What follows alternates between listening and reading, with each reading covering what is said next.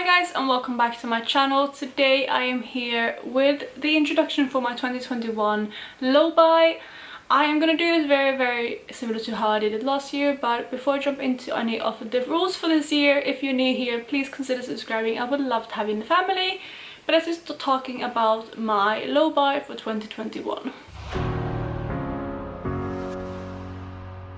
So if you did follow my low buy last year, in the beginning of the year I did it a bit differently than how I ended it, as well as how I'm gonna do it this year. So in 2020 I started off the year by having a rule of 5 products out and 1 product in. However, I found quite quickly that that wouldn't work for me because a lot of times for example, I focused a lot on my purchase last year on indie brands, and a lot of the eyeshadows that I bought was individual eyeshadows, so like single eyeshadows.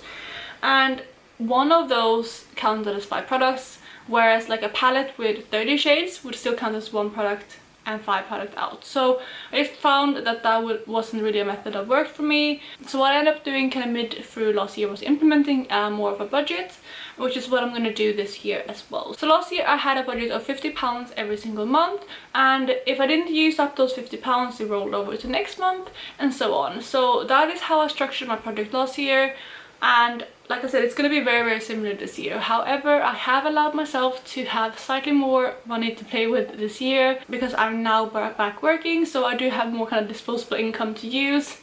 Last year was quite strict. I couldn't really spend too much on anything, to be honest, because I didn't have a secure income apart from the little bit of money that I get from YouTube. So because of that I am going to hire my allowance, and I'm now going to allow myself to spend £100 every single month. So I'm basically doubling that. That doesn't mean that I'm necessarily going to spend that money, but it will be, for example, if I want to make a large order, I will have that buffer there. So yeah, that will be £100 every month, and obviously every month I will add £100. So for example, in January I would have had £100 to start with, but this is where it becomes a little bit interesting because I was actually minus in December. So I did have that £50 allowance last year, and I did make an order for Cleona eyeshadows back in December when they had a sale, and I did go a bit over because first of all they had a sale, second of all I rarely order from them because the shipping is quite expensive, and I also have to pay the customs on it. So I tried to make like large batch orders rather than making loads of small ones, because I think shipping is like 25 quid just for the shipping, which is a lot of money. So yeah, I just thought that going over would be made more sense than kind of waiting and buying another, like making another order 2-3 months later. So that is why. But of course I can't use like scratch that because I was minus £30 and 32 pence. So of course I'm gonna bring that into this year. So when I added my £100, I already started by taking those out. So that means that I actually only started this month with a budget of £69.68. So that was my starting budget for this month, and I actually only made 1 order this month, and that was an order from e.l.f. I'm going to discuss the product I bought in a second. But that order ended up being £36, which means that the total for this month is 36. But again, I didn't start with the full £100, which means that I have £33.68 rolling over to February, and my starting budget for this month is £133.68. So let's talk about my order from e.l.f. So I have 6 products to talk about, but I actually only picked up 4 of those. The other 2 were gift with purchase when you spend I think more than £38 or something like that. So we're gonna speak about the kind of reason why I made the order first. I have had massive issues with my eyes and my under eyes being very dry, having almost like eczema on them.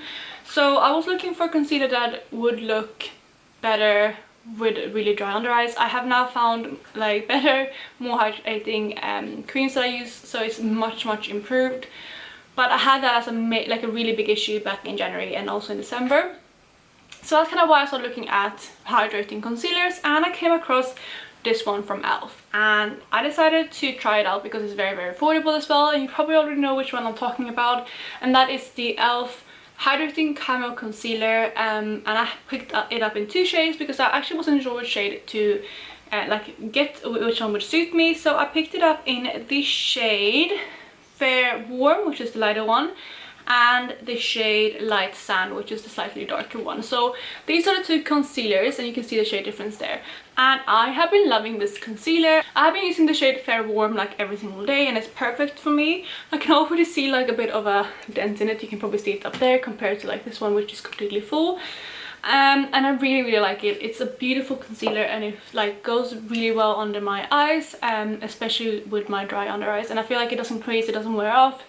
It still kind of attaches. I don't know if any of you have this problem too, but when my eyes get really dry, my under eye concealer just doesn't want to stick. It just like picks up as soon as I use beauty blender to blend it out. It just picks up and leave like patches where no concealer, no foundation will stick, which is like super annoying. But this concealer doesn't do that, not so far at least, which is amazing. So I am really enjoying it. So these two I picked up, and they cost £10 for both of them, so like £5 each. And I'm really happy with this purchase, if you can't tell already. So because I was picking those up, I just want to go ahead and have a look at the e.l.f. website to see if there's anything else I wanted to try, because I have heard a few things about other stuff and on e.l.f.'s website as well, and also I was kind of trying to get to the free shipping kind of stage. So I had a look around and I found a few more things that I wanted to try, including the e.l.f. Hydrating Coconut Mist. This one is like I don't know if it's really a setting spray. I kind of been using it as a setting spray, but also used kind of as a mist, and this one smells very strongly of coconut. So if that's something that you don't like, just be aware, because it's very strong. I love it. My boyfriend did not like this when I sprayed it. So yeah, no, he didn't like it. So just be aware of it, because yeah, it's very kind of intense, like coconutty. It's not really like coconutty tropical or anything like that. It's just like pure coconut. So yeah, but in general, I'm gonna try to show you, but like the mister on this is like so fine. I hope you can see there. It's like super well. It's probably one of the best misters that I've had actually, which is quite interesting because it's such an affordable product. So yeah, I'm really happy with this purchase. It's been really good, again, because my skin has been so dry, and I haven't been playing around with this too much yet, so I can't give you a full review, but it is really nice. And even when my skin has been looking really dry throughout the day, I just apply this to make it more hydrating again, and yeah, it's been lovely that way. And I also used a bit under makeup, and that also works. So I feel like it's a very versatile spray, and I have been enjoying using this. Then the last item that I picked up that was kind of included in my order, or like that I paid for, I guess, is the e.l.f. Poreless Putty Primer. This is what it looks like. I have stuck my fingers in there so you can see what the texture is like, but I actually haven't used this on my skin yet, and that is because I have a lot of primers I'm currently panning, and I just am very motivated and kind of bound in on using those up. I think actually have two of them, and then one which is like a liquid highlighter, which I've been using also underneath my makeup.